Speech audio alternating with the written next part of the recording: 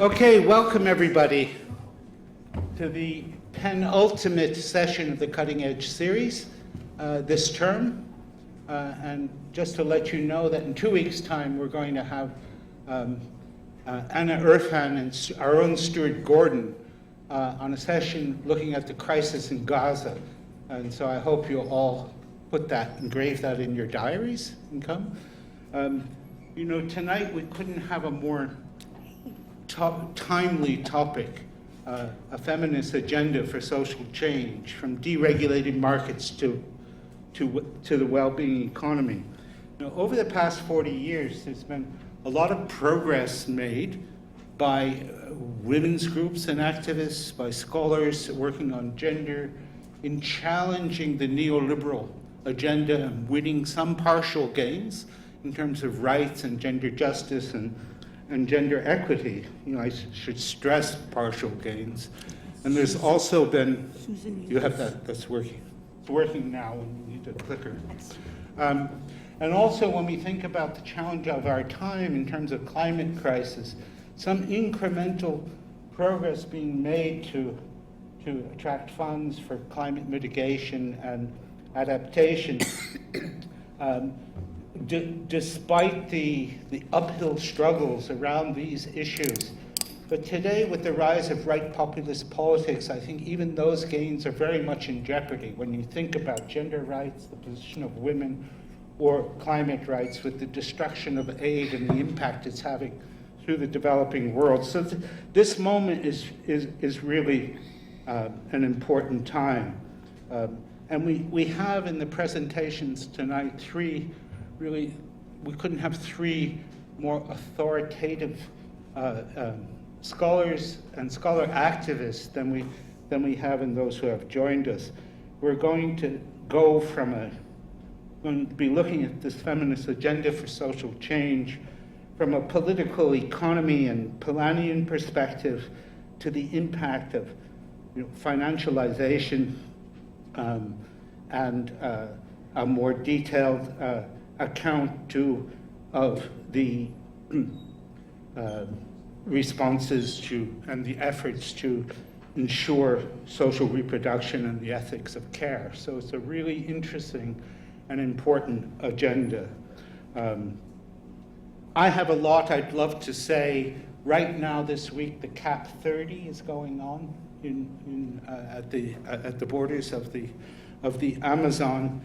But as I said, so much of that climate change agenda, as well as the feminist agenda, I think has been under attack. So it's really important that we can hear from our speakers. And I have to say just a couple of words about each. I don't want to take up their time. So we're so delighted to have Professor Naila Kabeer come back to us.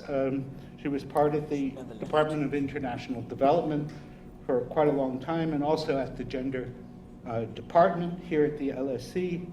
She's Professor Emeritus now, and she is heading still the director of the research program on gender justice and well-being economy, which I think all the speakers have been connected with. Naila has a really important sort of foundational book called Reverse Realities, Gender Hierarchies and Development Thought, that is still as relevant today as it was when it was published in the 1990s. Her most recent book is called Renegotiating Patriarchy, Gender Agency, and the Bangladesh Paradox. So good to have you back, Naila. And Naila's joined with Diane Elson, somebody who is no stranger to the Department of Development and its predecessor, the Development Studies Institute.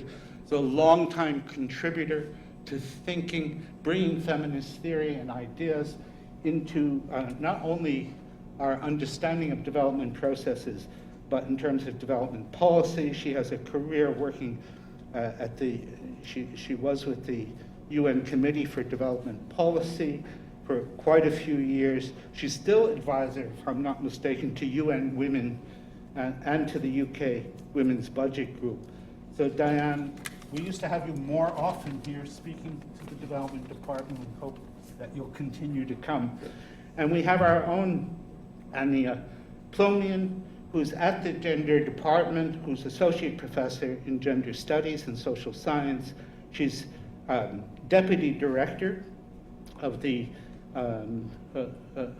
gender program the Gender Justice and Wellbeing Economy Research Program that Naila is leading on. And interestingly, Ania works on these issues of gender inequality in relationship to social reproduction, to employment, to transnational labor mobility, with a lot of focus and studies in Europe and the European terrain. So what a better panel. We could not have had a better panel than this. Naila? Thank you. Thank you.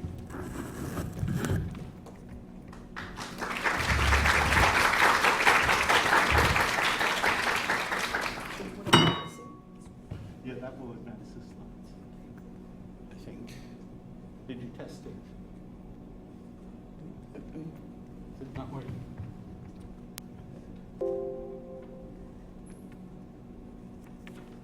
If not, you have to use the mouse. Where's Innocent? Innocent, are you here? did you put it? Anyway, use this. That should advance. Deepa, you know how to do this? He came late, so we couldn't test it. Oh, yes, definitely. What's that? Let me get that. Oh, I see. Sorry. What does it need? A new battery?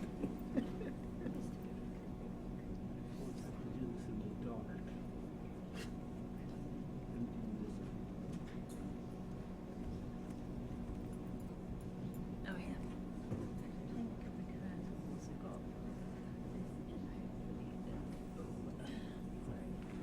Dyson. Yes, let me put this. A weather forecast. You have to edit it. Grandchildren. oh, okay. You got it? Seemed to work. Good. Cool. Okay. She wanted to see a slide. So I Thanks. said, I haven't sent yes, do send her the slide. Deepa, don't go away. Deepa, don't go away. Okay, is it working? Ah, Yes. okay, I think I have to press it a certain way. So,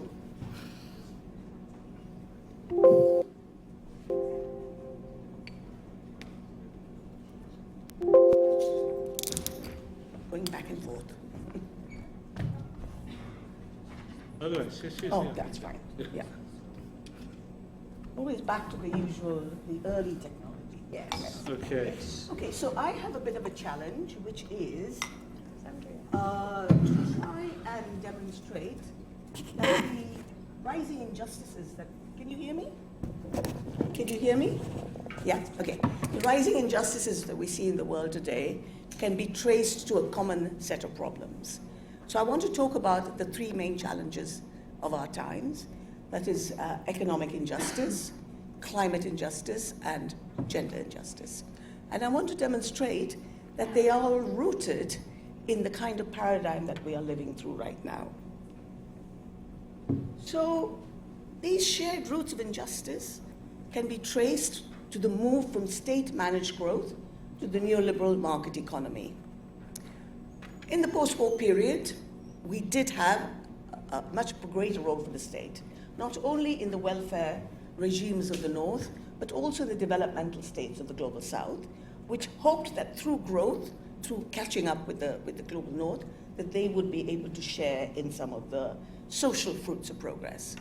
But unfortunately, the oil prices, the rise in oil prices, collapse of Bretton Woods monetary system, the abandonment of the gold standard in the 1970s, saw a shift away from the state-managed capitalism of the post-war era and the growing dominance of neoliberal ideas in powerful Western countries and their imposition on the rest of the world through the lending practices of financial institutions.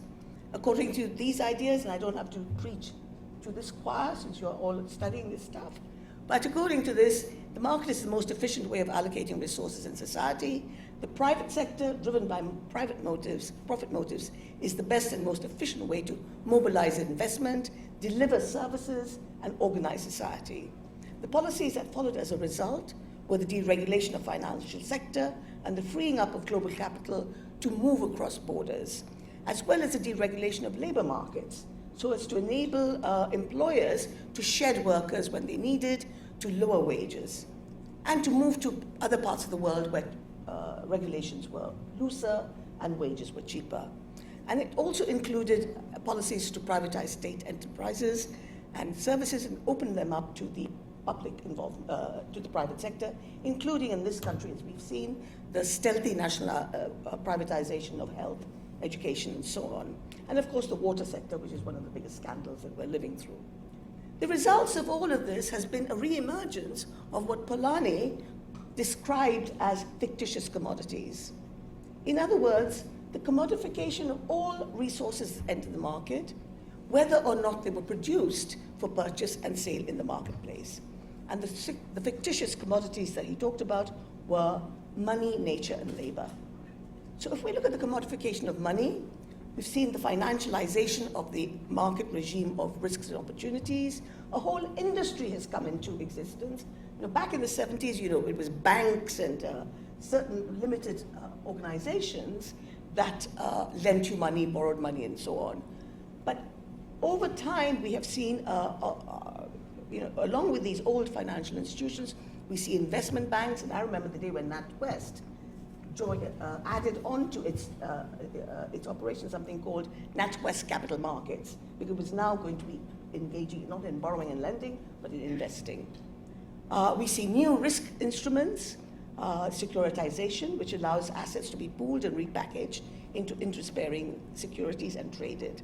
And the growth of the financial sector was facilitated by IT technologies, so that in the past you might hold a share for a year or two. Now you hold a share for 5 seconds before you sell it on. And this system has been accompanied by recurring crises, which we have lived through, and steadily rising economic inequality, which is one of the topics we're interested in. I don't have to tell you these statistics, but the 10% richest people in the global population command 52% of global income, while the poorest half earn 8.5%. Global wealth inequalities are even worse. The poorest half of the global population earns 2% of total wealth, while the richest 10% owns 76%. Global inequalities have reached the levels that characterize the peak of Western imperialism. We've seen the commodification of nature. As financialization spreads and looks for new ways of making money, we are seeing the privatization of water, bioengineering of sterile seeds, patenting of DNA, the movement of trade from existing natural resources to generating new markets and new entities in carbon emission permits and so on. So nature is now truly produced for sale. And the profitability of these new entities depends on the fact that they do not bear the costs of what they are doing. These costs are externalized for us to bear them.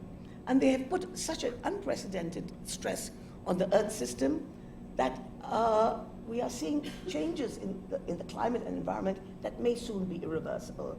I'm told we have already transgressed 7 out of the 9 planetary boundaries. And I was heard today that Bangladesh by 2050, I think 60% of it will be underwater. Not for anything of Bangladesh's own doing, but because of what has been happening in the other parts of the world. So wealthy nations consume 10 times more resources per person than developing countries, and at the individual level, the richest 10% of humanity are responsible for 48% of overall carbon dioxide emissions, while the poorest 50% are responsible for just 12%. And then we come to the commodification of labor, which is, of course, what we are centrally interested in.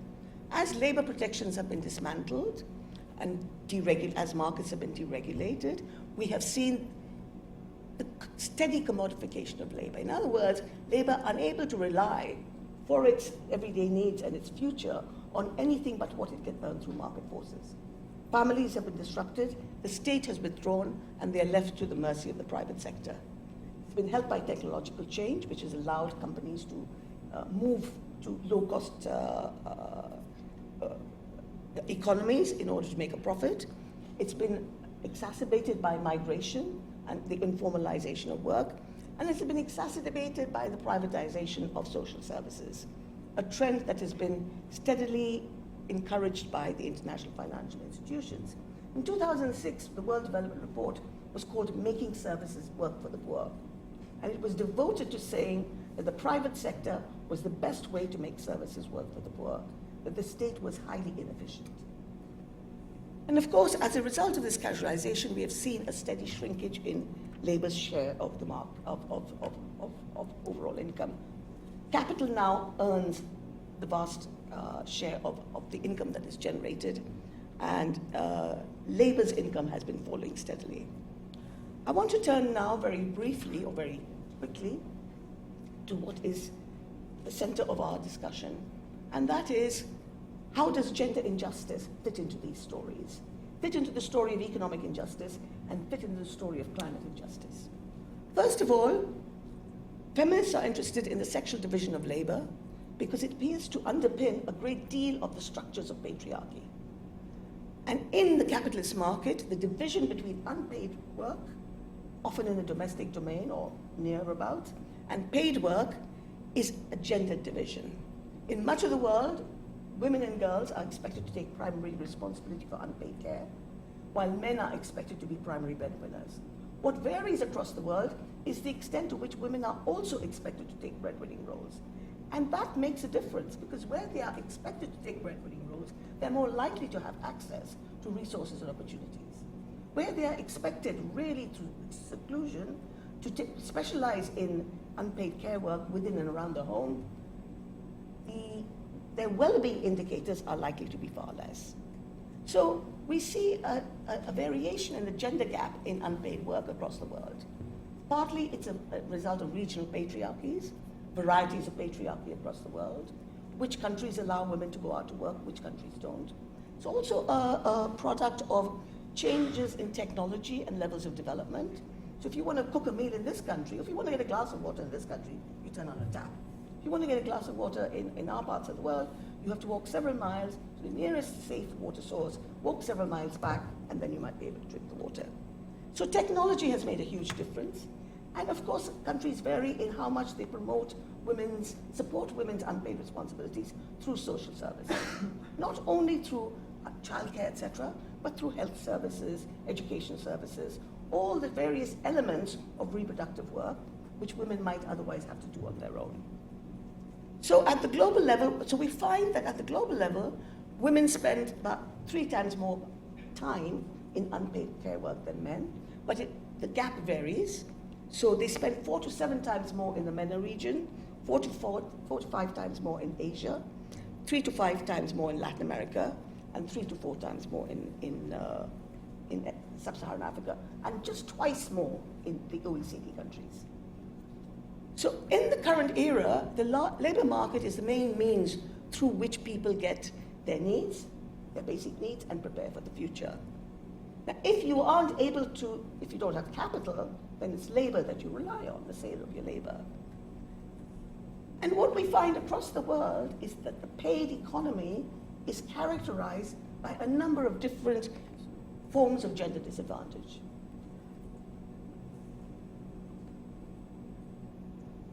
Of course, gender disadvantage is a product of what resources you have. Do you inherit land? Do you inherit property? What kinds of discrimination there is? What kind of laws there are?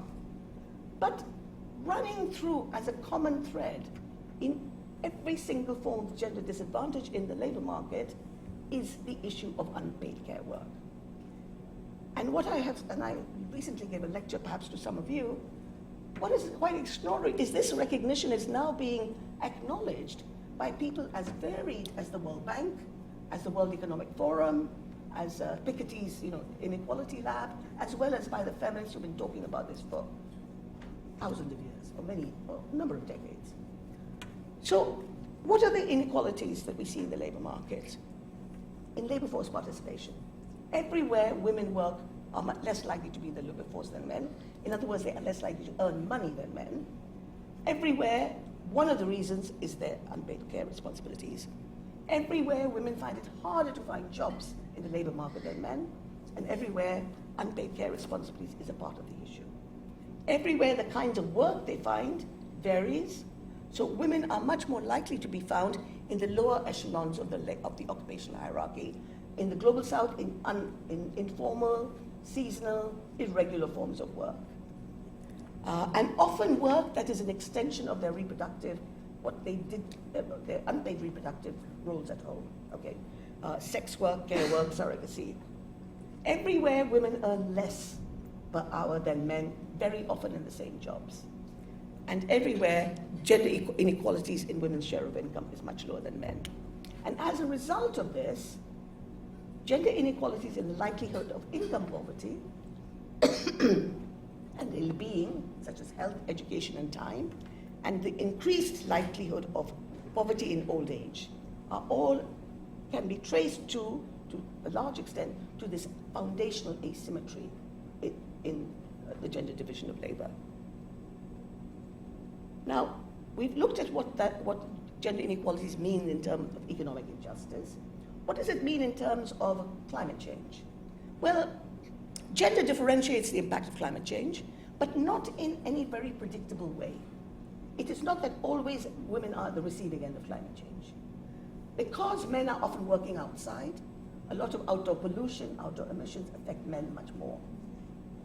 When you look at deaths from environmental and occupational risk, many more men die. But when you also, and also, you know, in Europe, extreme heat waves meant more women died. In the United States, extreme heat waves meant more men died, and older men died, often because of social isolation. So we cannot make a prediction that because of climate change, women do worse than men. It really depends on where you are, the form of climate change, what is the gender division of labor, what are the resources, what access. And the same goes for livelihoods. Men are much more likely to be in those jobs that are most damaging to the environment, energy generation, transport, construction, etc. But they're also more likely to be able to take up the new green jobs. So they're going to lose out more as we can't, you know, we phase out the dirty jobs, but they are going to be better placed to take up the cleaner jobs. Within the OECD, women are mainly found in services, which is less carbon emissions. But the large-scale exclusion of women in the global south from mainstream forms of economy mean that they are involved in activities that depend on natural resources, and hence they are much more likely to conserve natural resources on which they depend. But while these are less environmentally destructive, they are more sensitive to climate change. So, you know, agriculture and so on is very dependent. Agriculture is a very risky occupation, and women in small-scale farms are subjected to those risks. When it comes to coping as well, we do find gender differences, but here we find that men have more capacity to respond. They're more able to migrate. So when we look at the literature on migration and internal displacement, we find higher percentage of men migrating and higher percentages of women in the internal displacement figures. Women are often disadvantaged because they can't swim, they can't run. You know, people who die during natural disasters are very often women and their children. However, so we can't make these generalizations that we can about the economy. We can't make them about climate change, because climate change is maybe man-made, but its effects play out in very different ways.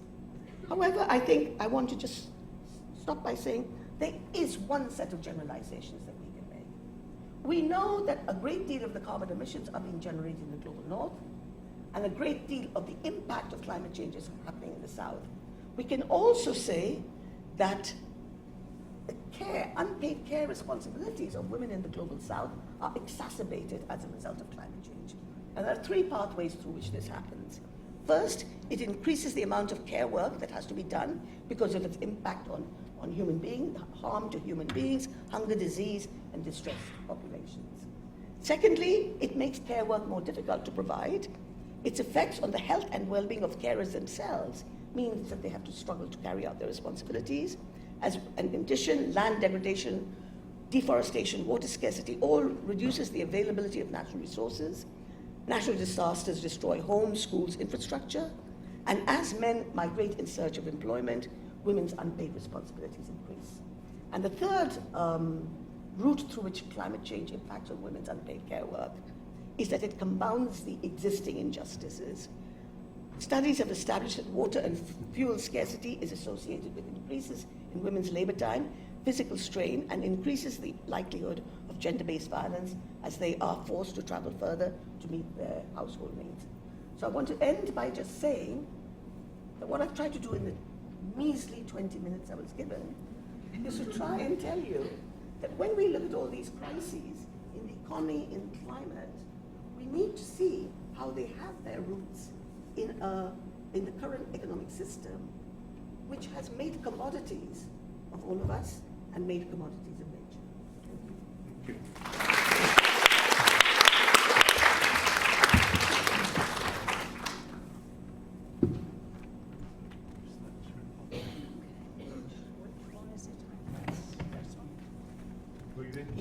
Use the thing. Diane, use this. So if you just No. or the page. Use this. Yeah. Right, thank you. There we are. Thank you. References. Yes. There we go. Okay. Thank you. So Naila has laid out, I think, very eloquently the roots of the problem, the manifestations of the problem. I want to focus down on a particular issue, which is the implications. I can't see most of you because the screen is in the way. Oh, that's better, a bit better. Okay, so I want, Naila's laid out, I think, the dimensions of the problems, the roots of the problems. I want to focus on a particular obstacle we face in trying to move from the situation we are in now to a well-being economy. So many feminists, those of us on the panel, many of you in the audience, are not interested in more women being integrated into the economies that we have now. They're interested in transforming the economies that we've got. And many of them have been calling for a green and caring economy as a pathway to achieving well-being. I've put here 3 examples of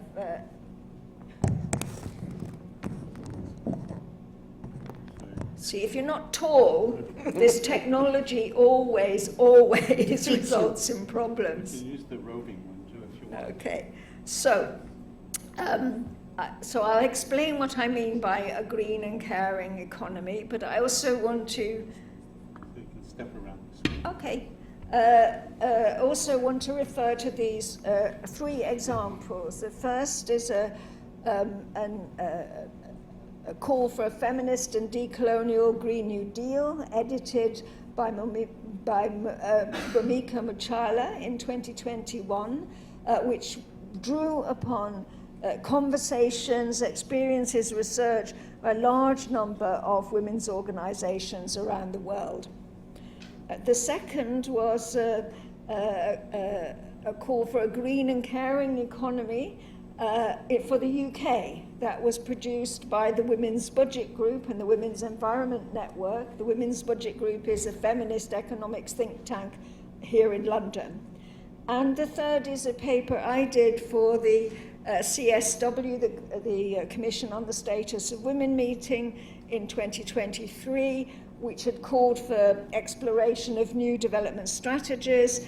So I argued that new development strategies that we needed had to be focused around green and caring economies. And caring economies is a broader concept than the care economy. Feminists have had a lot of success in getting something called the care economy onto the agenda. And that's important. The question of how is care provided, Ania is going to talk quite a lot about that, so I'm not going to say a lot. But the notion of a caring economy is a bit broader than that. It extends to the labour market and the duties and responsibilities of employers, for instance, the duty not to treat their employees simply as disposable commodities, the duty of care they should have towards employees. It extends, of course, to care for the planet as well as for people. So part of a green economy is not just about trying to decarbonize, it's about trying to interact with nature, interact with the planet in ways that are caring and that roll back that push for commodification that Naila emphasized in her presentation. It's a call for green and caring economies to achieve well-being. well-being has something that's pushed up the agenda a bit more. There are some governments around the world who say they want to achieve well-being economies. They have a well-being agenda. They have some well-being indicators and objectives.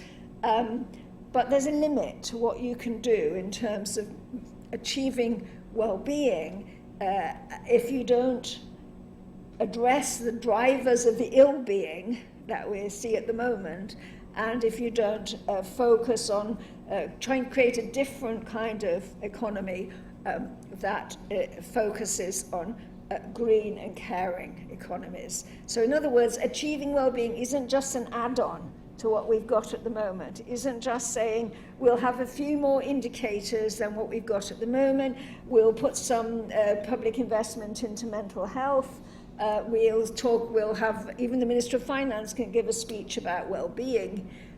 That's not going to be enough. We're going to have to move much more fundamentally for changing the regulations and changing the whole pattern of public provision if we're going to really move towards achieving well-being.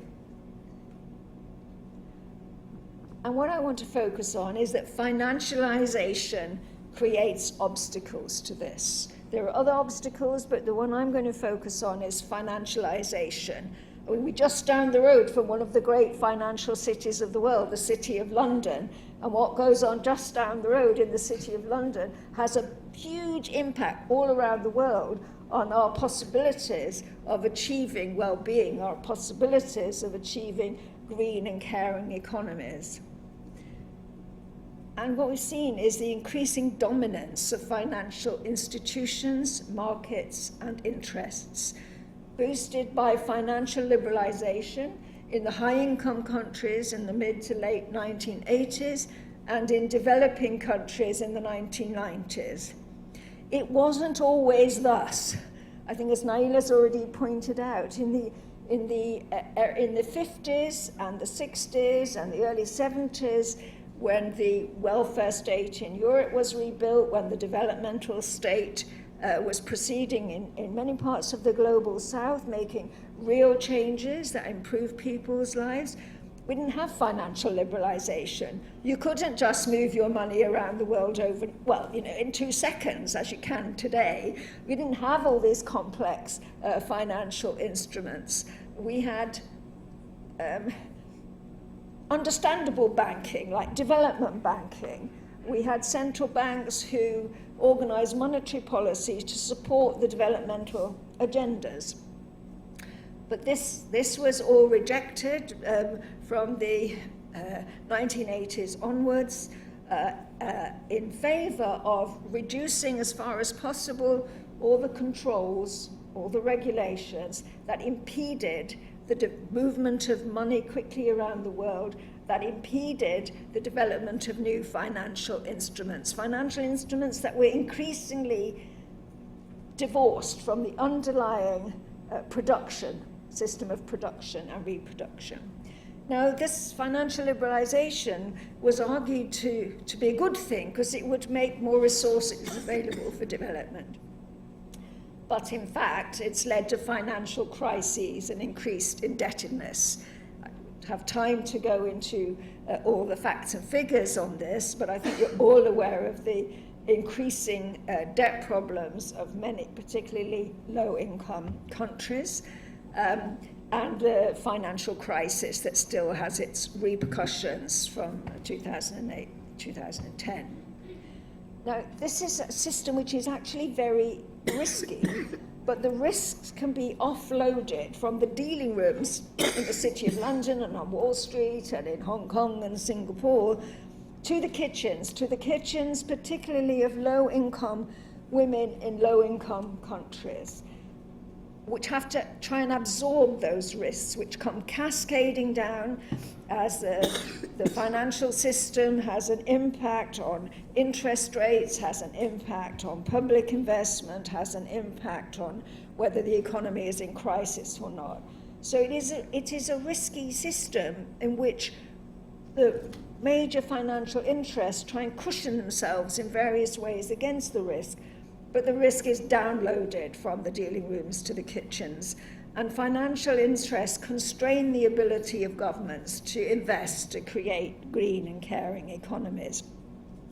And I've explored some of this in an open access book, which is now available if anybody wants to download it, a reader in which I brought together some of my past work on gender development and macroeconomic policy with a new introduction, which highlights, among other things, the problem of financialization. So that's the link if any of you are interested in downloading it.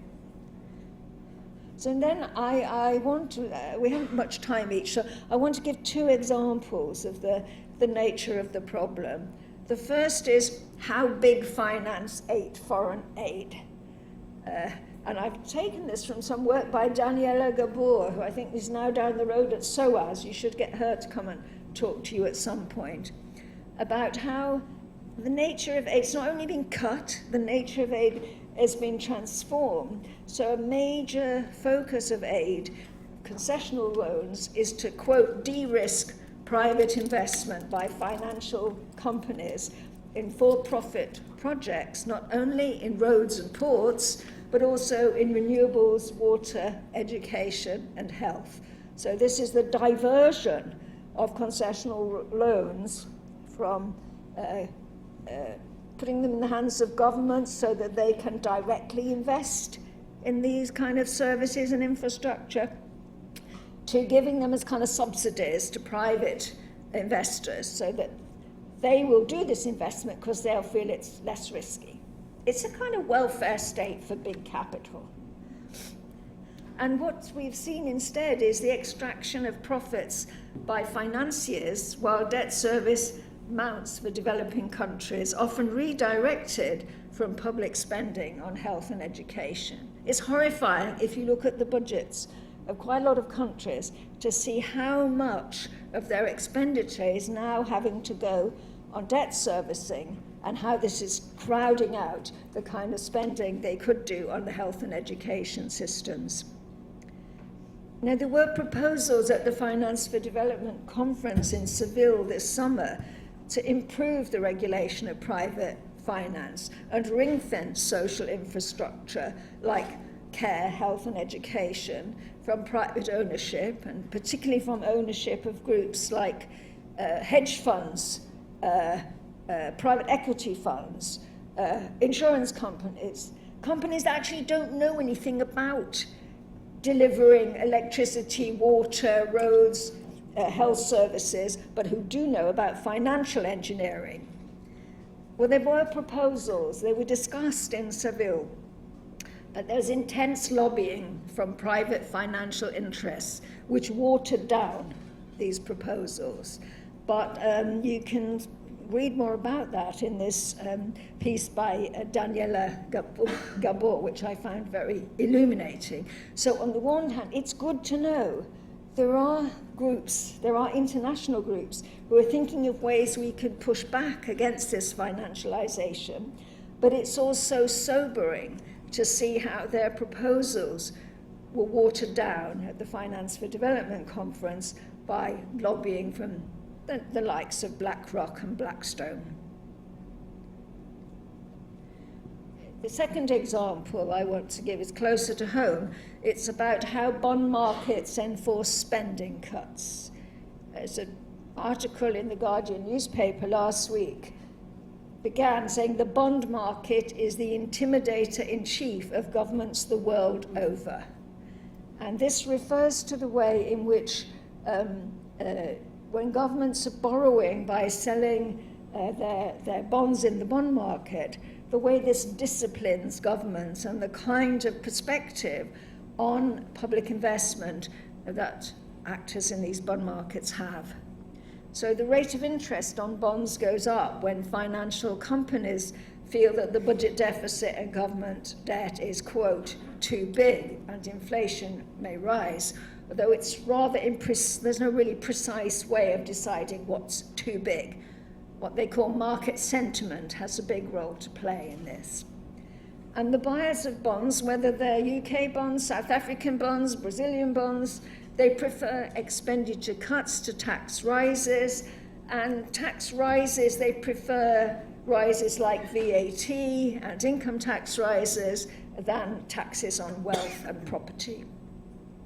So this same article in The Guardian said that city investors are looking for Rachel Reeves, the Minister of Finance in the UK, to be tough on public spending in her upcoming budget next week, especially on welfare benefits and pensions. They think that tax rises would harm growth prospects, especially if they're taxes on wealth.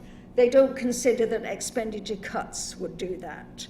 They don't take into account the well-being of people in the planet in the ways they models the calculations that they make. And if you've been following the news today, you can see this is just what's been happening today with respect to UK government bonds, where the big financial companies have decided they don't think that Rachel Reeves is going to be tough enough on cutting expenditure, reining in spending, and she's not going to be tough enough on taxing, increasing broad-based taxes like income tax. And so they're selling the UK government bonds, and the rate of interest which the UK government has to pay on those bonds has gone up today. And it's not, I give the example of the UK because it's happening just down the road, but if you look at countries like India, like South Africa, like Brazil, any countries which sell a lot of bonds in financial markets to fund their borrowing, they've all faced similar kind of problems when the bond markets have decided they don't like the tax and spending policies of the governments, and they would prefer policies which downsize the state and which tax ordinary people rather than wealth. This is my final slide, which is really about resisting financialization and aligning finance with well-being. We have got a fundamental mismatch between financial markets and human well-being. We've got financial metrics versus well-being metrics, and this is something we might want to take up in the discussion. Naila's been very involved recently in this issue of well-being metrics. We've got a clash between financial metrics and well-being metrics. We've got a more fundamental clash of the very, very short time horizon that dominates in financial markets with the human life cycle. We've got the reversibility of financial flows versus the irreversible depletion of human capabilities. You move your money out of one asset into another asset, back again, things go up, things go down, but in doing that you can trigger changes in the economy which mean premature death, premature deep malnutrition, things from which people are not going to recover, changes which are not reversible.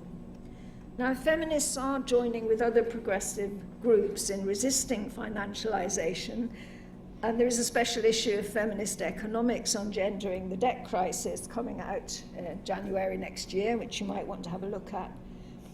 It's not easy. It is not going to be easy to reverse this. So what I want to signal to you is that there are groups thinking about this all over the world. There are feminists playing an important role in these groups. And we don't have to give up hope. We have to think about ways, opportunities that there might be to try and roll back this financialization that is really a major, major obstacle to getting a well-being. Thank you.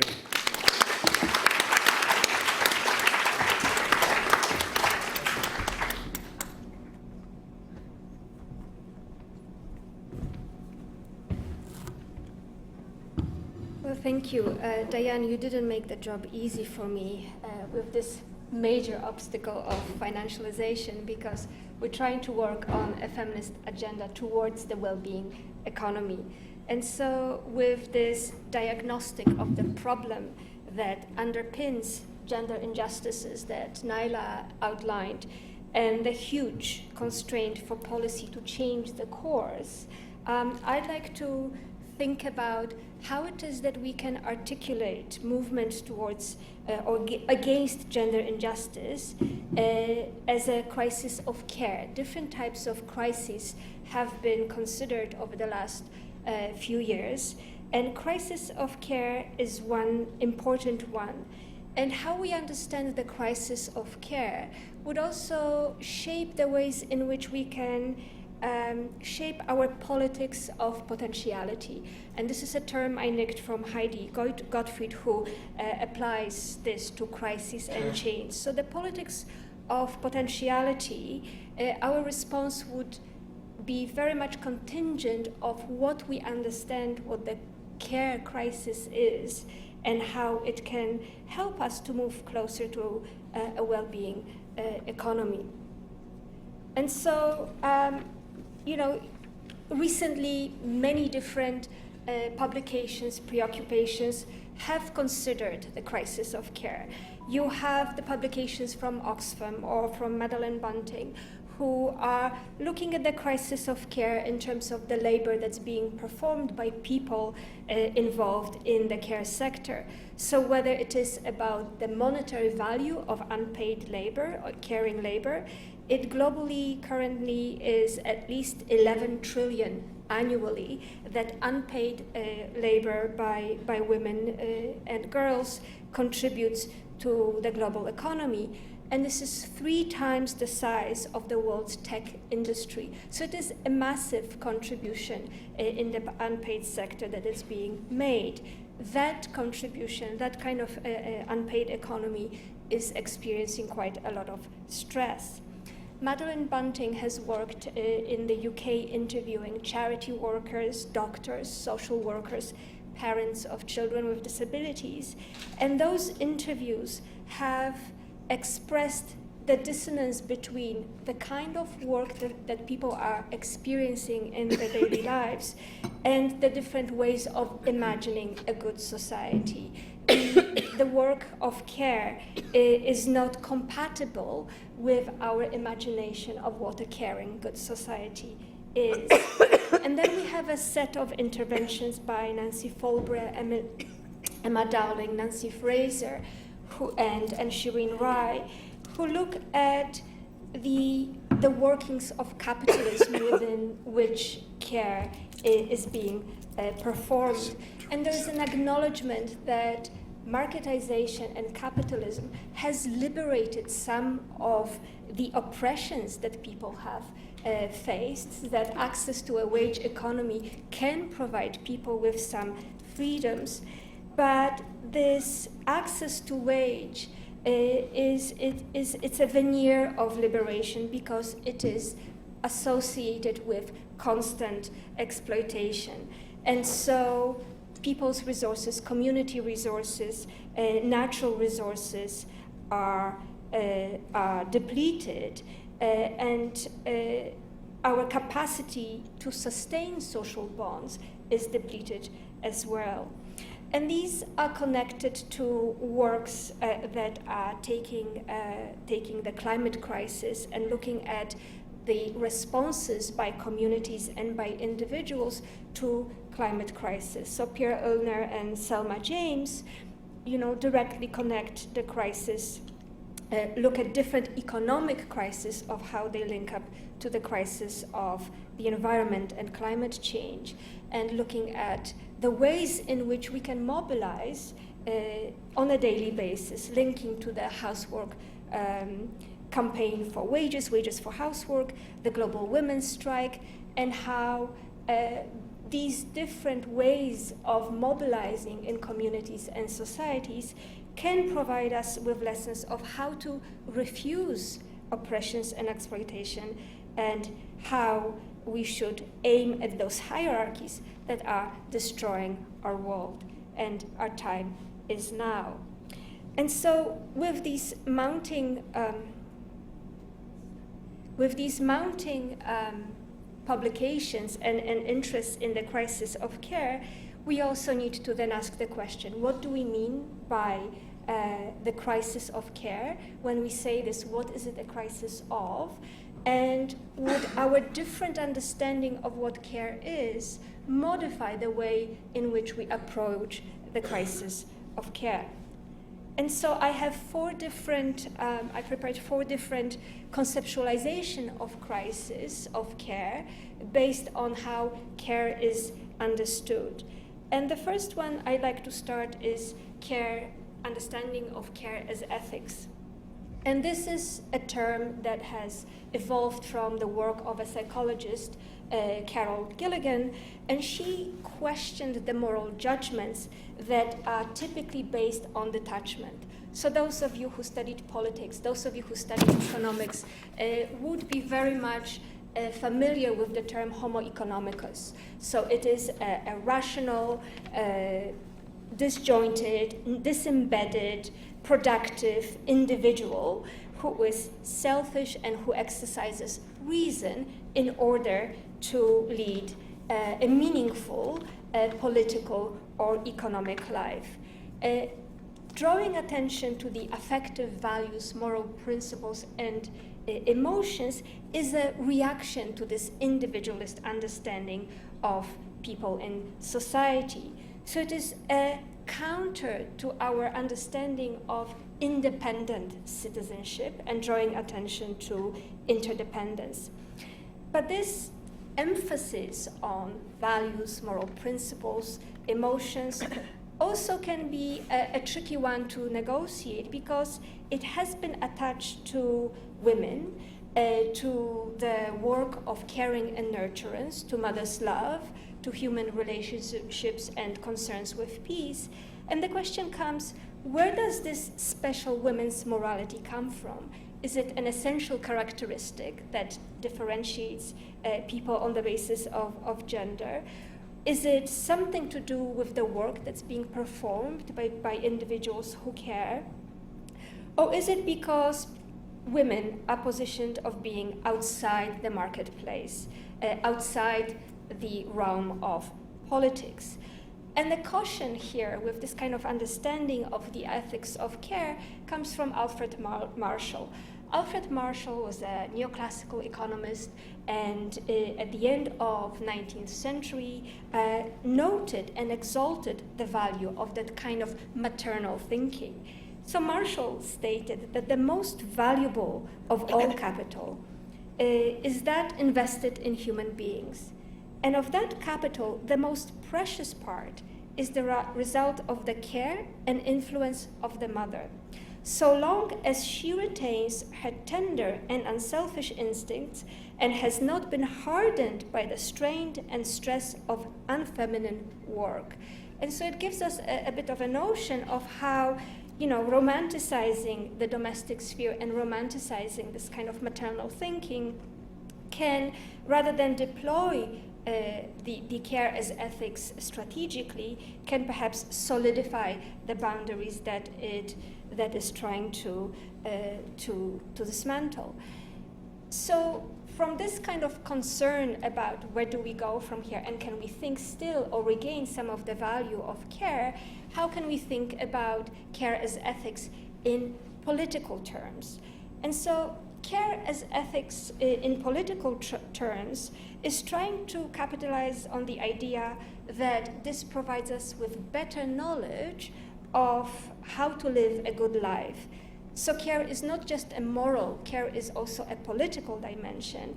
And we can deploy this understanding to shift values in the public realm. So it's not just something that should stay protected in the private sphere. And so we need to try and deploy the ethics of care to devalue those activities that support concentration of power and instead value those activities that would help us to lead to a sharing of power. So work at those structures and institutions that are stacked against marginalized groups in society and demand a redistribution of power. And there are different ways in which this relationality and interdependence dimensions in terms of how we can think about caring provides both the moral orientation of the care ethics and a social, indicates that it is a social practice. And so this understanding of care as ethics directs our attentions to what kind of crises can we note, what are the crisis tendencies when we think about care ethics as a moral and political dimension. And so both Naila and Diane have included a recognition of different supranational organizations of taking care on board. There are different care strategies and care economies being thought out. But to what extent the value of care as care, rather than care as something that is used instrumentally, is part of that idea. And so the COVID-19 mobilizations have shown us that care was not really valued, neither in the public or in the domestic sector. And we see more of a democratic deficit rather than care as a value being part of the deliberative space that would meet citizens' needs. The next idea of care is that of an activity. And it is not just the affective, but also the material dimension of what it is that we do in terms of societal and planetary support and development. And you have an articulation by Bernice Fisher and Joan Tronto of care is everything that we do to maintain, to continue, and to repair our world. This is the life-sustaining web. But of course, this kind of universal and very general understanding of care activities requires a bit more interrogation when it comes to the kind of context where care takes place. And really context within which we do care work makes all the difference. And Naila has already mentioned the differences in different contexts of how much unpaid care work is taking place in different regions of society. So time use surveys show us the gaps, the gender gaps in unpaid work, where you see the gray graph growing up depending on the regional, legal and economic circumstances. And so the crisis tendency then, when we think about of all the activities that are put into this care labor, would be the kind of gender injustices that underlie rising inequalities. They are gendered, but they are exacerbated by other types of oppression and hierarchies, and they drive inequalities. And whether we think about income poverty, time poverty, work-life balance pressures, the sandwich generation that provide care for the children and for the elderly, whether we think about fertility rates, different contexts would display these pressures in different ways. But this kind of gender dimension, gender division of labor interacts both with globalization and with climate change. And Naila and Diane have already mentioned water. I have an example from Senegal, where women's labor, including fetching water, caring labor would include fetching water, was made more time intensive because the access has been made difficult by a private company cultivating alfalfa crops as a fodder for animals. Alfalfa production is very water intensive, and Senegal already has been experiencing water shortages. And water taps, while the technology exists, the water trickles only for a few minutes or a few hours during the night. And so this company that is doing the alfalfa cultivation in the region is meanwhile promoting its model to investors in the US In the US, in the South, there has been a mega drought, and populations have organized against the production of water-intensive crops.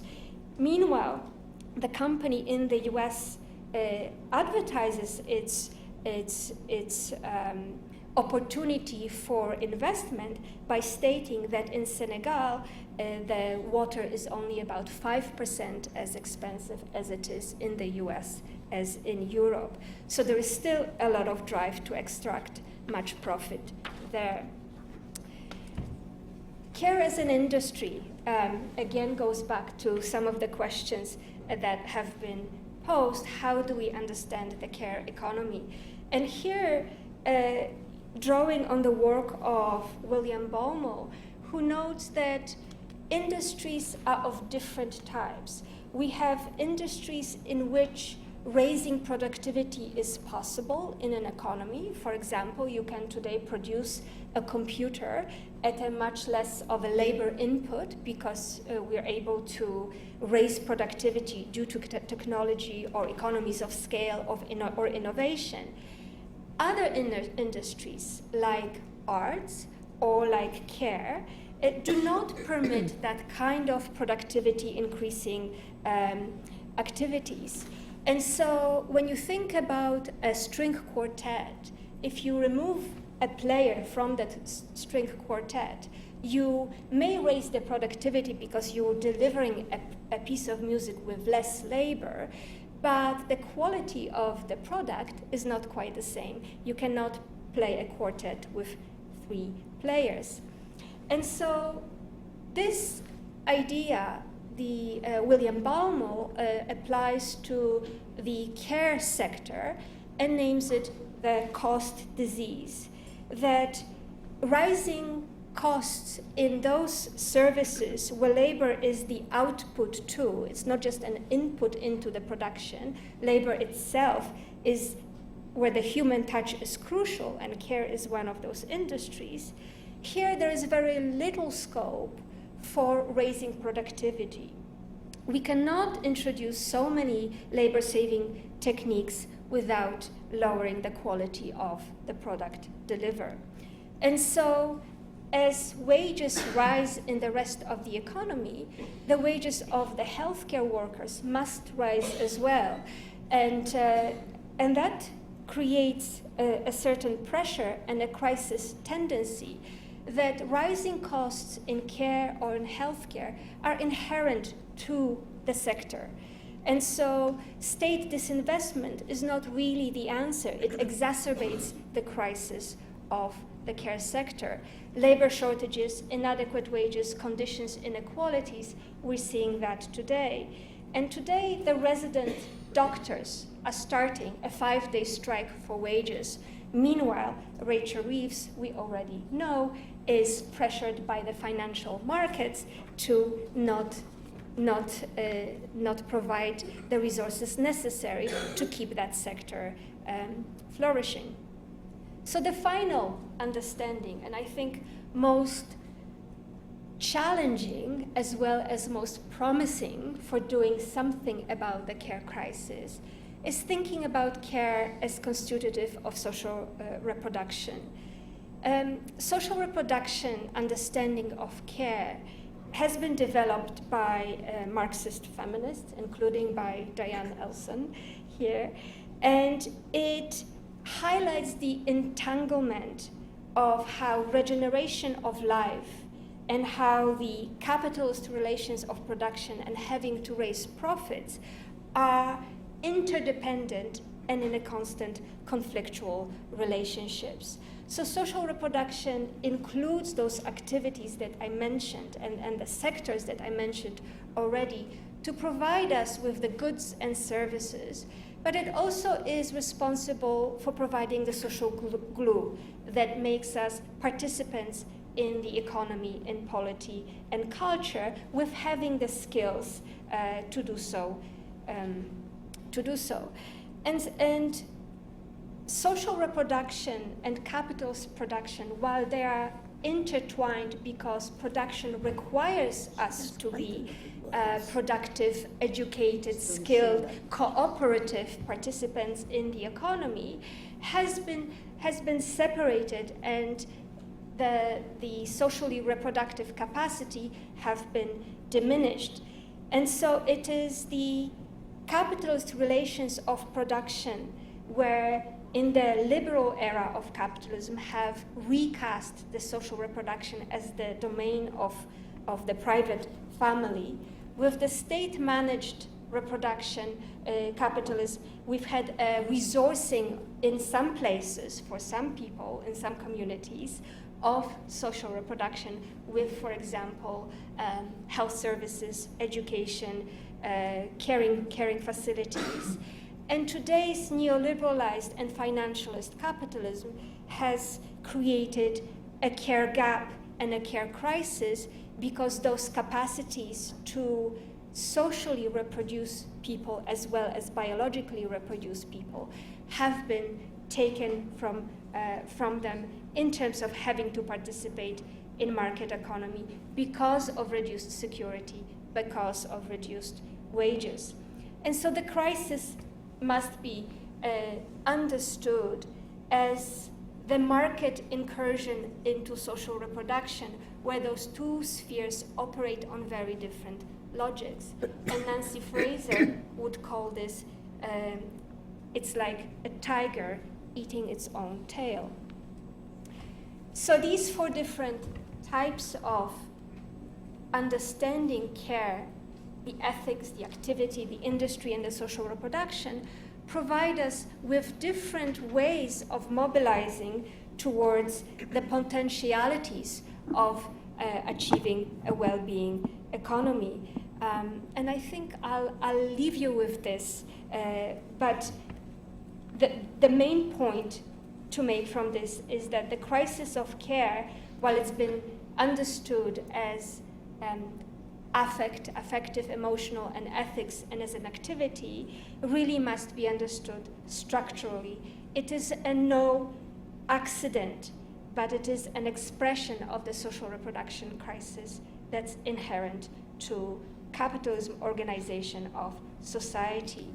So subordinating more and more labor to market transaction, to competition, to the law of value, deprives us of the value-generating capacity that is needed for reproduction of society. Thank you. Thank you. 3 minutes. So Naila's just going to tie these three together. Yeah, I'm just going to, as you've heard, we have quite an ambitious research agenda. And I thought we shouldn't leave you without some sense of where we want to go next. So I would say that there are 4 elements to where we want to go next. One is a rethinking of values. What we've been describing is an economy driven by individualism, the atomized individual, and that does not recognize the interdependence between people and their environment. So we want to take interdependence as the guiding value of the future.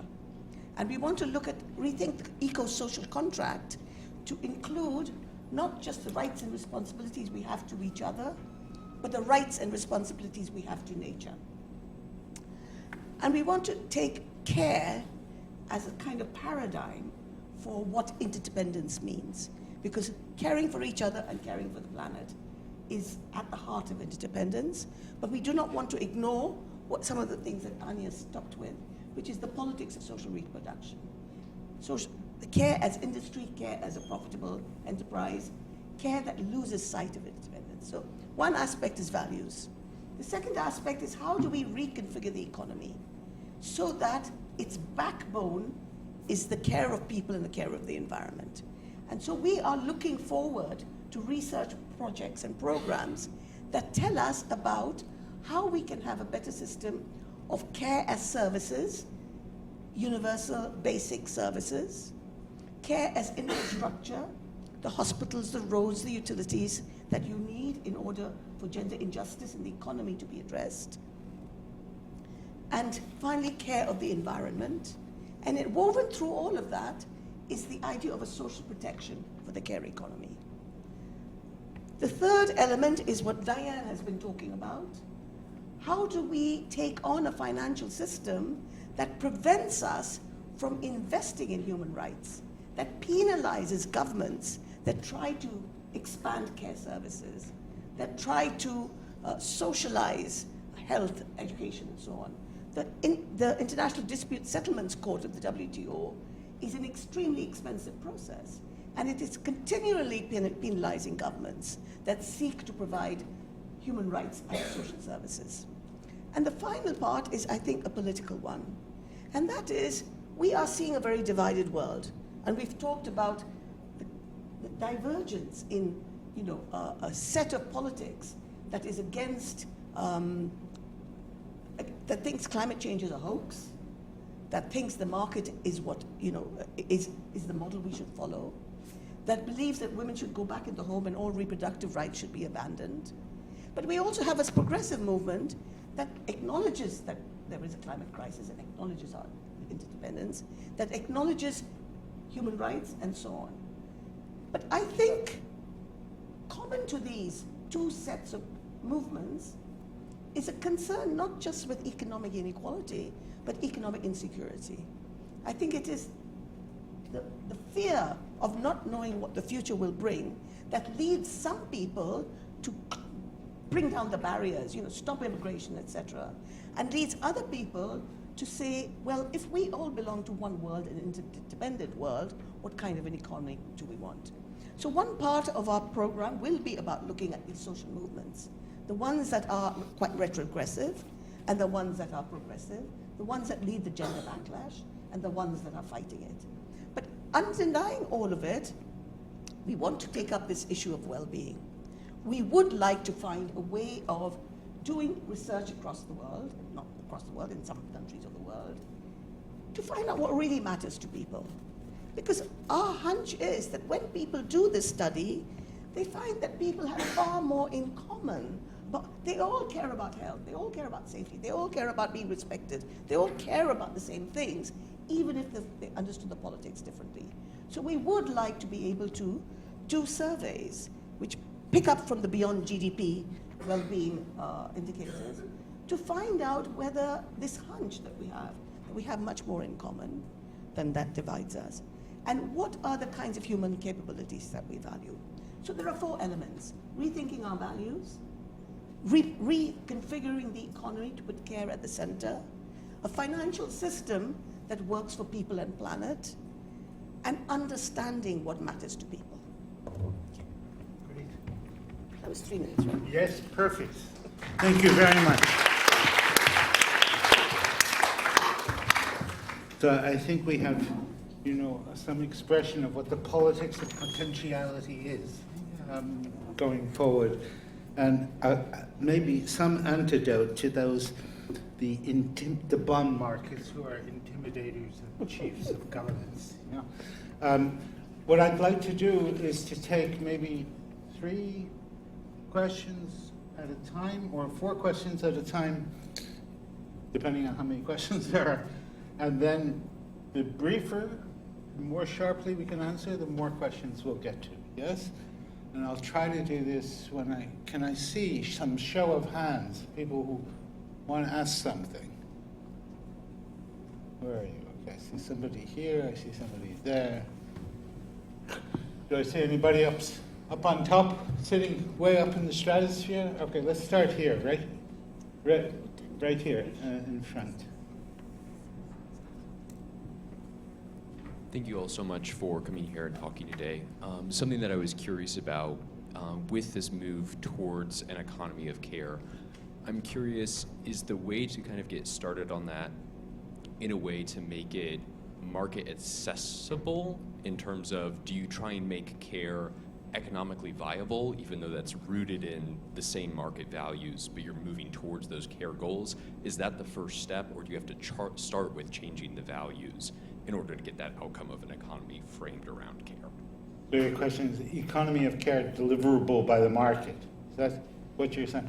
There's somebody who had their hand up. Can you just pass it through the crowd? Don't make innocent run. No? Okay.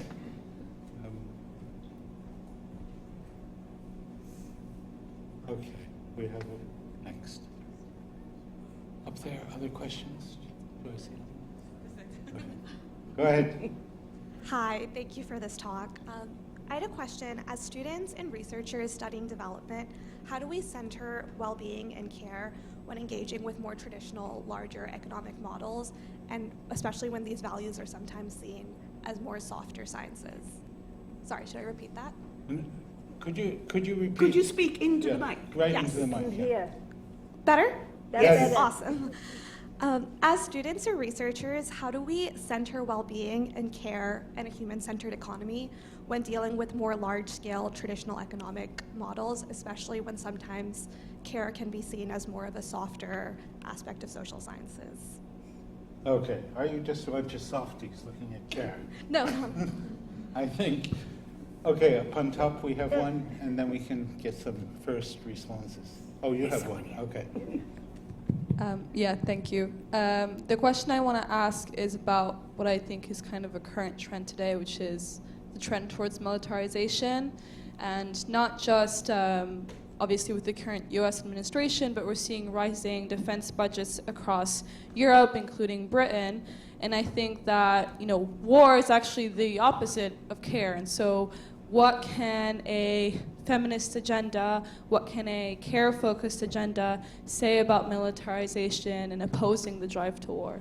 Seems like a really important question. Women have been at the heart of opposing wars for centuries. And right here. Hi, thank you so much for your time and presentations. I was wondering on the angles of potential research around masculinities and the role into making this potentially happening and being actually implemented. I don't know. Okay, that's quite I'll let you have a shot at that. And you don't have to, everyone doesn't have to answer every question. You Okay, pick I'll what just you take like. a couple Yeah. and pass it on. I think the question that you asked about care and markets, I think one of the things that we've realized is that markets are inefficient in two ways. They're inefficient because they undersupply public goods, because public goods are not very profitable. And so they undersupply care services to anyone who can't afford to purchase them. And they oversupply public baths. So, because they can externalize the cost of, destroying the environment and so on. So markets in and of themselves are good at certain things, but I think it has been widely recognized by economists as well that on public goods, things that, they can't exclude people from benefiting from, they're not very good at it. So I think there is a very strong case, if not for the state delivery of social services, but certainly state oversight. You can provide social services at the community level, through non-profit organizations, and even through markets.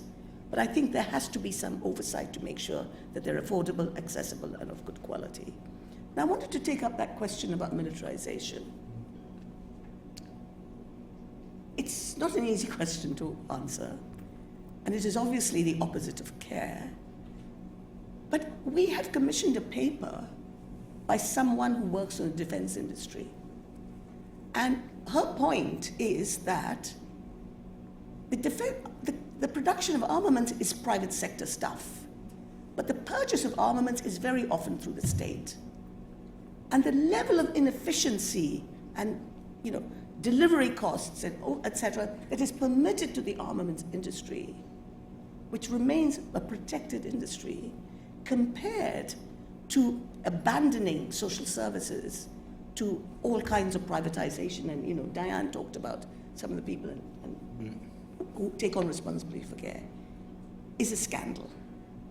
So I'm not going to talk about militarization, etc. I just want to know why the criteria that market people have adopted for themselves are suspended when it comes to defense, and followed to the T when it comes to social services. So I think one of the things that, as part of social movements, that we should be doing is constantly naming the double standards, the hypocrisies, along with the scandals that we are experiencing. Go ahead. Okay, thank you. I'd like to add to what you said about care being a public good. And part of the question contained the term viable. And again, we'd have to unpack what viability means. Is viability the opportunity to raise profits? Or is viability when, workers provide services for other workers to benefit from, and so a more direct kind of engagement of what we do for each other as a caring relationship. So the question of viability and sustainability, whose interests do we want to emphasize here? Shareholders or care workers and people who are in the receipt of care. On the question of centering well-being, care, and humans, there's quite a lot of new household economics would be started by Gary Becker and the neoclassical agenda to consider and unpack some of the economic issues. You have the feminist economics journal that does a lot of work that fits within some of the ways in which traditional mainstream models define what the economy is by, for example, looking at wages or other ways of delivering services. So there is both a compatibility and a tension depending on what it is that you are looking at. And maybe on the masculinities research question, it's a very big question and you can go in so many different directions. But there's a lot of work that's looking at migration and fatherhood, for example, that could take on this, element of caring through earning a wage, or maybe masculinities and how the political mobilization currently is taking place. So you have such a wide range of ways in which masculinities, femininities, and that kind of understanding of gender relations can be garnered.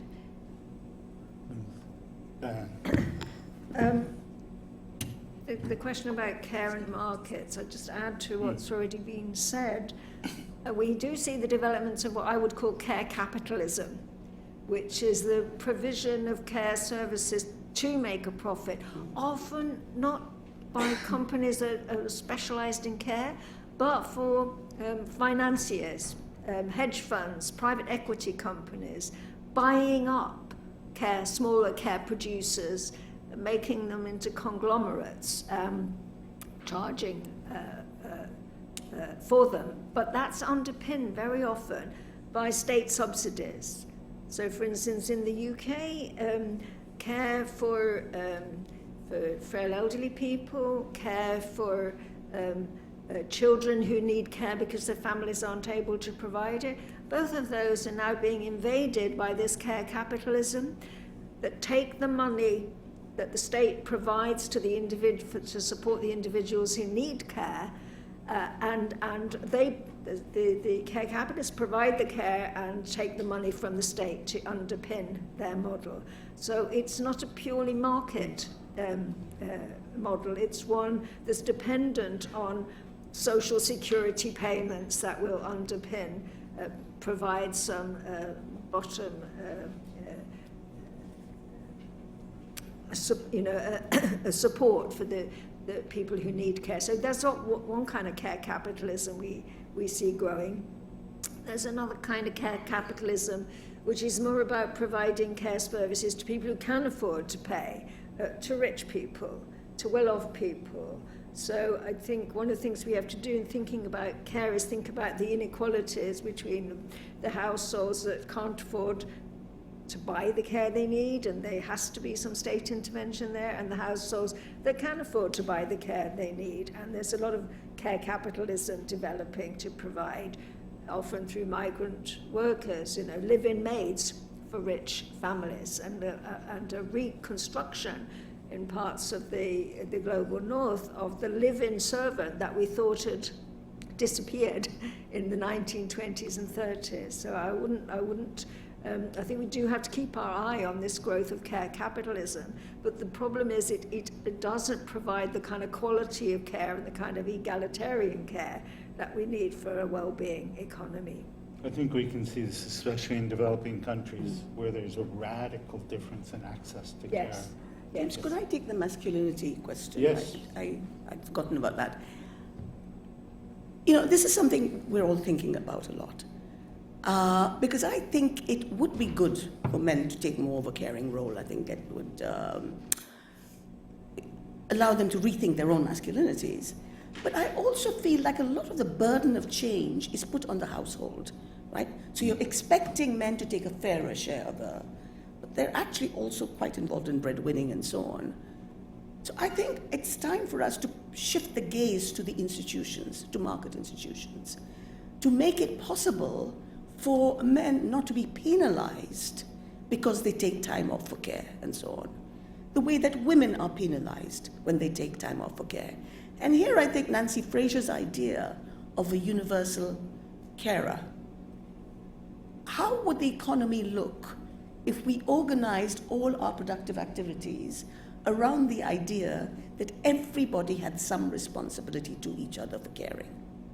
Then I think men would not be penalized for being good fathers or good brothers or whatever. So I think there's this sort of interesting, I also feel that the gender gap in care, and is, you know, one of the reasons it's different in different parts of the world is because the burden of care and the time may have come down.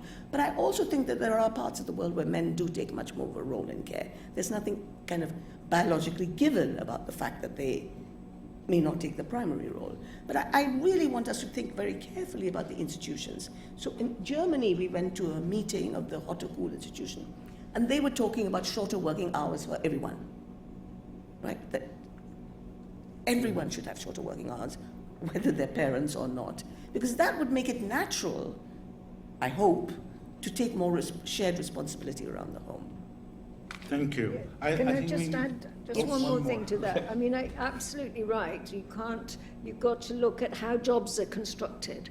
And if jobs aren't constructed in ways that allow people to spend a lot of time in care without penalty, then you just saying men should behave differently is not going to work. I've interacted a lot with researchers in South Korea. I don't know if there's anybody here from South Korea, but definitely the long working day that's considered the norm in South Korea seems to be a huge, huge barrier. And whatever the government might do in terms of investing in care services for frail elderly or for children, until they address that length of the working week, the researchers I interacted with say it's not going to make any difference. It's the length of the working week and that's norm, that's what men do and women should do it too. And that's why, of course, one of the reasons why the fertility rate is so low as well.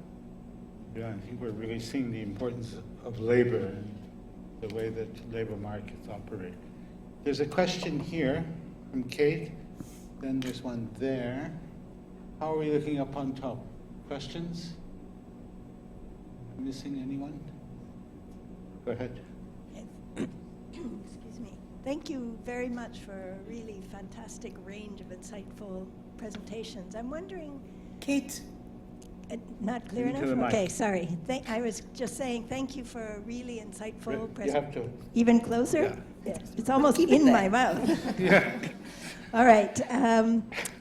So, of course, you've got us all thinking, and I thought it was really interesting that you started out referring to Plomien and fictitious commodities. And there's a very strong sense in which all of this recent sort of post-COVID talk of the caring economy and the need for more care in the way we organize our economies is very much a rebranding of the double movement. And part of me is wondering, do you think it's really useful to rebrand the double movement? Because that whole care has been picked up also by the other side, by the market side, and you have the World Economic Forum and the World Bank, and everybody there is talking about care, which is the kind of caring capitalism that Diane Not was caring capitalism, care capitalism. There's a big Okay, difference. care capitalism. But do you think Like that making profit. rebranding of the double movement, the use of the term care now in place of the old discussion of the social counter movement, the counter movement of society against the market, or in the face of excessive market liberalization, is useful? And if so, why? Okay, great. Over here, sorry, if you can you just pass it along, the mic? Oh, over there. The students can pass it to each other. Give Innocent a rest.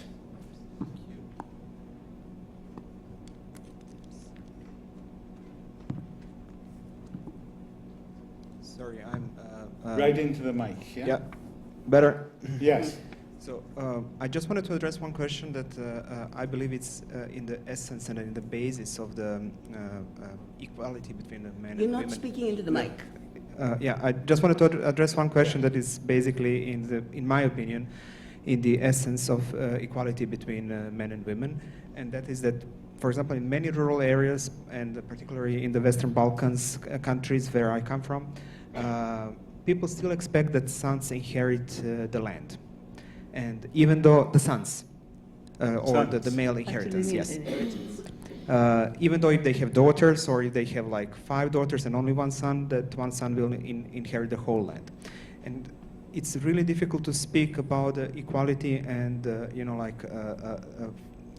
deregulated market and entrepreneurship in those conditions when women start with zero capital in those countries.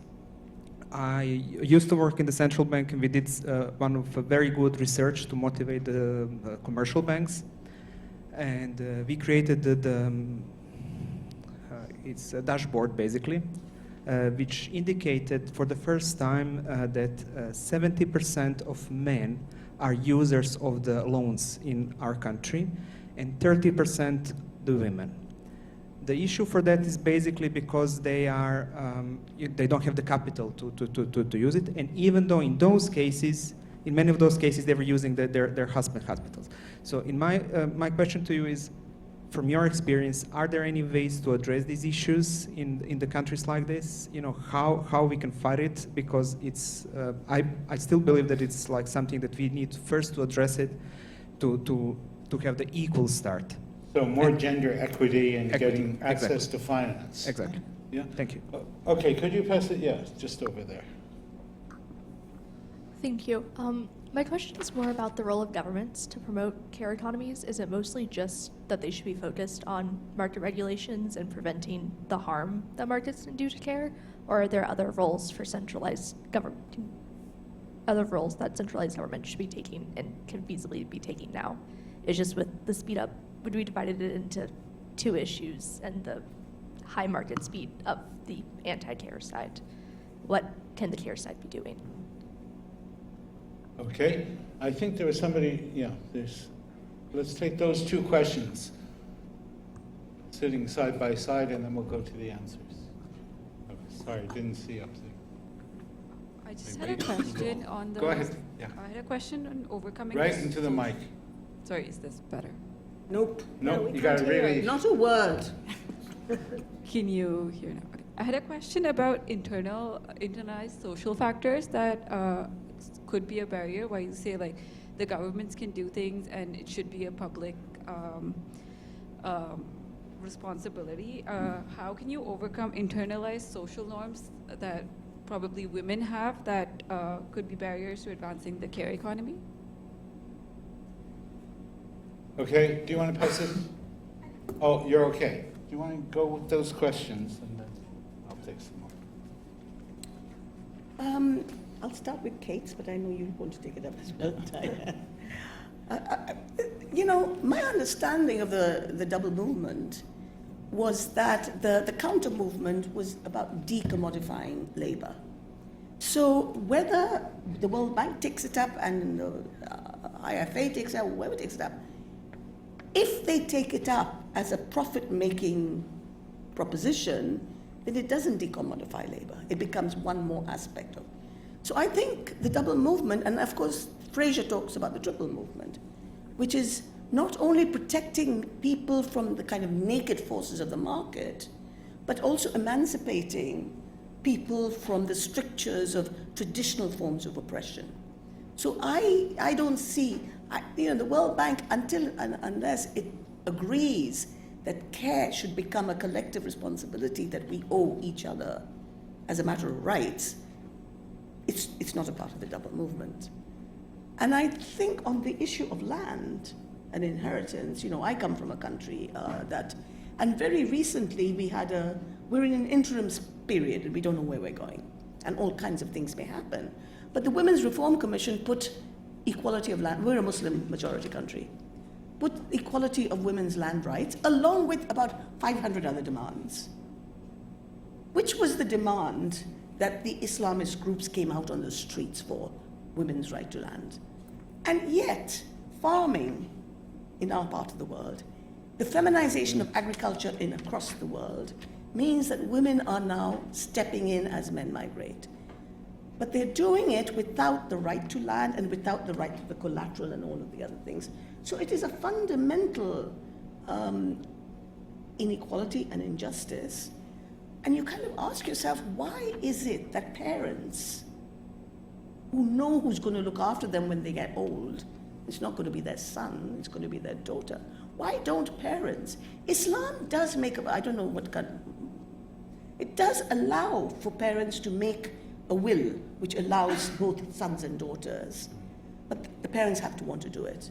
So I think it's an ongoing struggle, but that right to land across the world is one of the kind of ones that echo right to property, right to land, right to housing. Okay. Diane. Yeah. Yeah. Because the laws are there, the laws are equal for all environment, but the pressure of society Mm. ask your part that you're going to be Yeah. Yeah. Yeah. Yeah. Okay, I think we'll go ahead, Diane. So just responding to this issue about double movement, I don't see the care economy in itself as a double movement. I agree with what Naila said about the issue is decommodification. And I think what we've learned through the way in which the concept, the slogan of the care economy has become taken up by a lot of different kinds of organizations, it's very important to be nuanced about it. If you're going to support, you'll say, oh yes, we understand actually all this unpaid work means less women find it more difficult to participate in the labour market and we'd like to reduce that obstacle. It matters a lot what kind of support you give to reducing women's unpaid care. I was just in a webinar on Wednesday when there's some very, very interesting work done on Colombia. With a big model of the Colombian economy by feminist economists that had unpaid care as well as paid work in it. And they'd looked at different policies that the Colombian government could do to support care. One is tax breaks, so that taxpayers can then get a tax reduction if they submit the receipts that they've used to pay for care. Well, of course, they say, and their model shows it, but this is only going to benefit the well-off who can afford to pay for care in the private markets. It's not going to decommodify care, that's going to reinforce commodification of care. And then there was the creation of a public service, which is free at the point of delivery and funded by taxation, which is true decommodification. And that was going to be actually much better for a range of other objectives as well, like enabling greater participation of low-income women in better jobs, creation of better jobs for low-income women. And so they were distinguishing between different kinds of ways you could support provision of care in a society, and I think that is really important. It's not enough to say we want support for the provision of care. You have to distinguish between different ways you can do that and who's going to benefit, which is going to actually reinforce inequality and commodification, and which is going to go some way towards challenging inequality and commodification. There's probably been a decided shift backwards in terms of this in recent times. Ania. Yes, thank you. I guess I would link Kate's question and the question on the state and the government, and I think, is it the packaging of what it is that we're doing, or what underlies the struggle over the conditions of social citizenship, right? And the struggle over the conditions of social citizenship is a struggle over the state. And right now we are dealing everywhere, most places, with a capitalist form of a state. And so resisting commodification all the way down and thinking about care is one aspect of that struggle that we have at our disposal. So, it is a struggle between capital and labor for our ability to flourish, right? And just telling the governments in terms of, if you regulate, it will all be fine.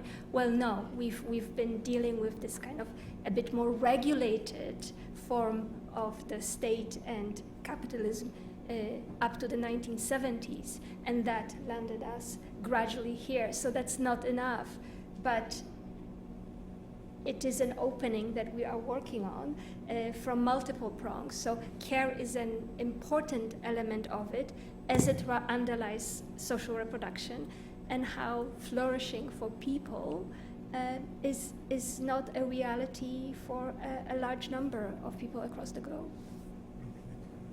Okay, one more comment, and then I'm going to try to go Because last. I think somebody had raised the issue about social norms and internalized social norms.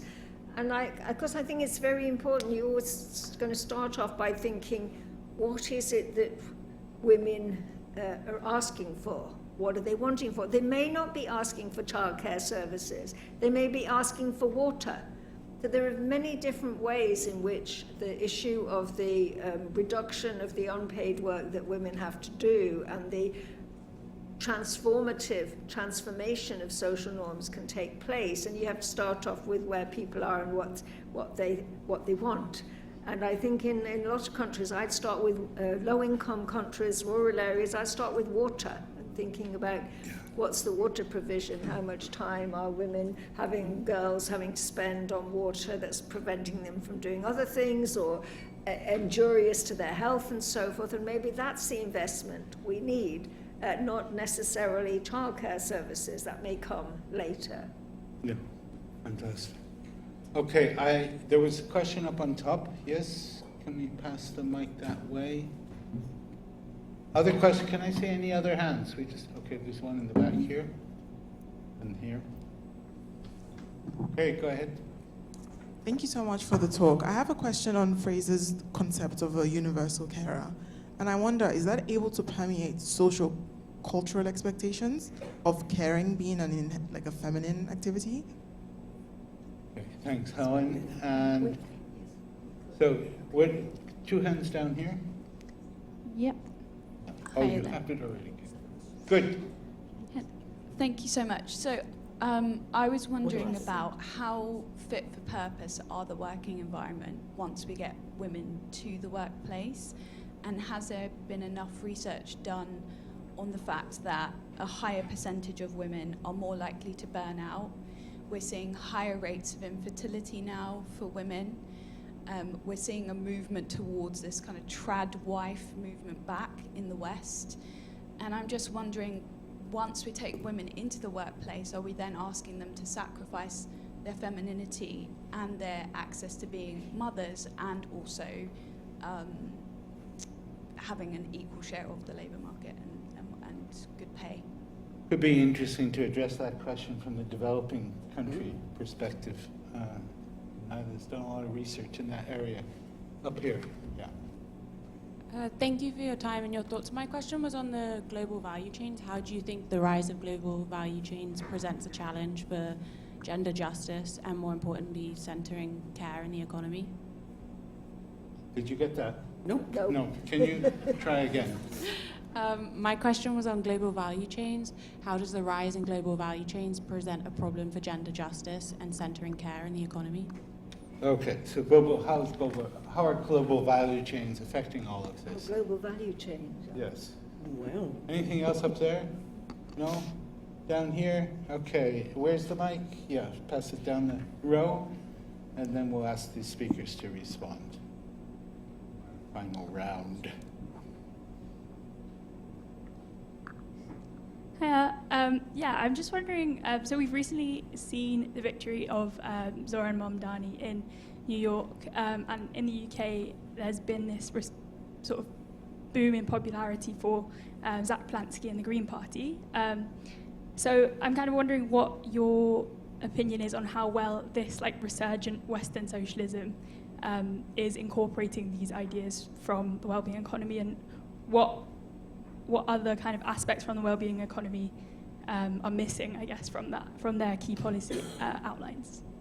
It is interesting to think how Zoran Mamdani might travel back to the land of his ancestors. Okay, let me allow you each to respond to what you like there, and we have to wrap it up, unfortunately, we're running out of time. I've always argued, since the 1970s, that female labour force participation is complex and contradictory. It's both liberating and exploiting. I don't think that's changed. What changes is the way you can sort of rebalance the exploitative bits and the more liberating bits. And I think one of the key ideas in the notion of a caring economy is the notion that the conditions of employment should be caring conditions, both in the sense that they enable a person who's doing the work to do care as well, but also that they're enabling the person who's doing the work to work under humane conditions where they're not going to get burnt out, it's not going to destroy their health, that it's good quality work in which the employer has a duty of care to the worker to ensure that the kind of things you were talking about doesn't happen. And then Zoran Mamdani, because old person that I am, I taught the work of his father in my youth. I've watched his mother's films, and it's great to see his victory in New York. And I think an interesting thing is the way in which decommodification played a big role in his platform. Free childcare, free public transport, and rent control. So the other part of it, was the decommodification and the housing, transport, and childcare. But the challenge is going to, some of it he can do because he has control over regulations like the rent control. Some of it is going to need fiscal capacity money. So the interesting thing is going to be able to see how does he negotiate this? How does he raise the kind of money that's going to be needed to meet some of his demands? And he, I think, has more fiscal capacity than the Mayor of London does. The Mayor of London has quite a lot of control over the transport system, but doesn't have the fiscal capacity to say we're going to set up low-price food shops in London. We're going to have free childcare in London. But I think it's very heartening to see that decommodification. You don't call it decommodification, quite rightly. You call it affordability, and how do people manage to live their lives and get access to the goods that they need. But I think that's heartening, and we keep our fingers crossed. Thank you. Ania. Yes, maybe on the question of the universal caregiver model, Nancy Fraser goes through a set of principles. So how well would that travel into different contexts, socially, culturally, and otherwise? So she goes through principles of anti-poverty, anti-exploitation, anti-marginalization.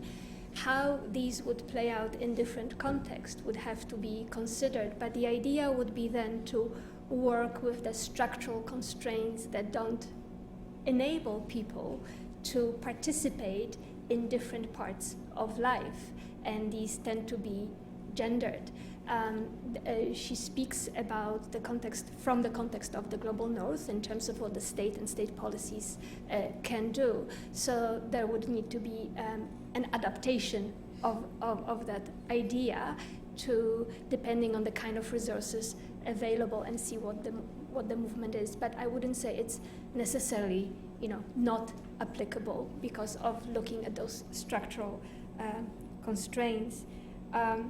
On the Green Party in the UK, a few years ago, the Women's Budget Group actually has done an analysis of different parties' responses to austerity.